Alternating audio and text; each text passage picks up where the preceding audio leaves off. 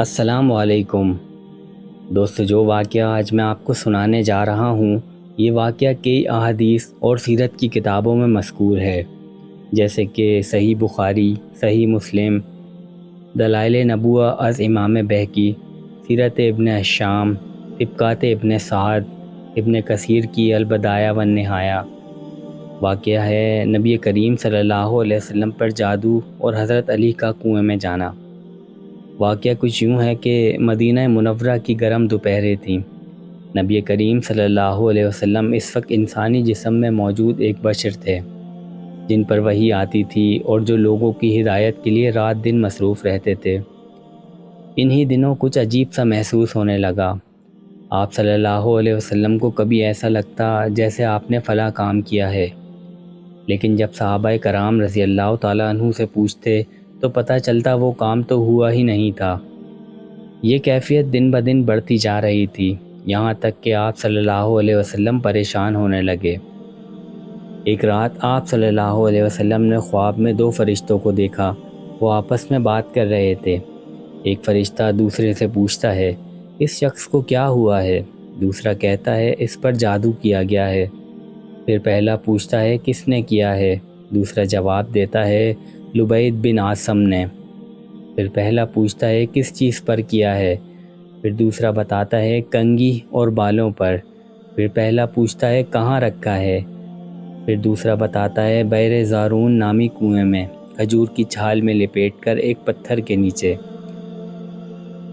صبح ہوئی تو نبی کریم صلی اللہ علیہ وسلم نے حضرت علی، حضرت زبیر اور چند دیگر صحابہ کو بلایا اور فرمایا، کنواں بئر زارون پر جا کر دیکھیں۔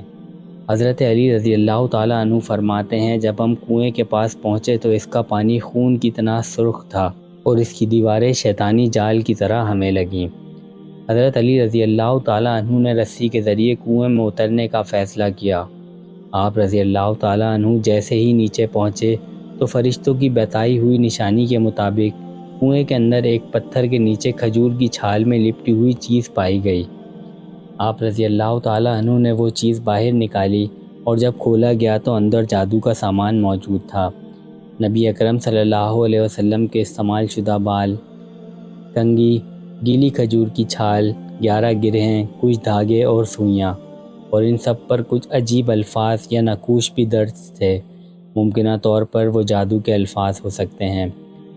نبی کریم صلی اللہ علیہ وسلم کے پاس جب وہ سامان لایا گیا تو آپ صلی اللہ علیہ وسلم نے وہ کھولا نہیں، بلکہ اللہ پر توکل کرتے ہوئے اس کے علاج کا آغاز کیا۔ اللہ تعالیٰ نے 2 نئی صورتیں نازل فرمائیں، سورہ فلق اور سورہ ناس۔ آپ صلی اللہ علیہ وسلم نے ان دونوں صورتوں کی ہر آیت پڑھ کر ایک گرہ پر دم کیا، اور جیسے ہی ایک آیت پڑھی جاتی ایک گرہ کھل جاتی۔ ان دونوں صورتوں کی آیات کی تعداد بھی 11 ہے اور گرہوں کی تعداد بھی 11۔ جب آخری آیت مکمل ہوئی تو تمام گرہیں کھل چکی تھی، اور رسول اکرم صلی اللہ علیہ وسلم نے فرمایا، اب میں ایسا محسوس کرتا ہوں جیسے کسی بندھن سے آزاد ہو گیا ہوں۔ اس کے بعد صحابہ کرام رضی اللہ تعالیٰ عنہ نے فرمایا، یا رسول اللہ صلی اللہ علیہ وسلم، کیا ہم لبید کو قتل نہ کر دیں؟ آپ صلی اللہ علیہ وسلم نے فرمایا، نہیں، مجھے اللہ تعالیٰ نے شفا دے دی ہے، اور میں یہ نہیں چاہتا کہ لوگوں میں یہ مشہور ہو کہ محمد صلی اللہ علیہ وسلم نے کسی کو جادو کے بدلے قتل کروایا۔ اس واقعے سے سیکھنے کی باتیں: جادو ایک حقیقت ہے، لیکن صرف اللہ کی اجازت سے اثر کرتا ہے۔ نبی اکرم صلی اللہ علیہ وسلم کو بھی آزمایا گیا، بے شک امت کو سکھانے کے لیے، لیکن اللہ نے خود علاج بھی سکھایا۔ سورہ فلق اور سورہ ناس جادو اور ہر شیطانی حملے کا مؤثر علاج ہیں۔ اللہ پر کامل توکل ہی سب سے بڑی پناہ ہے۔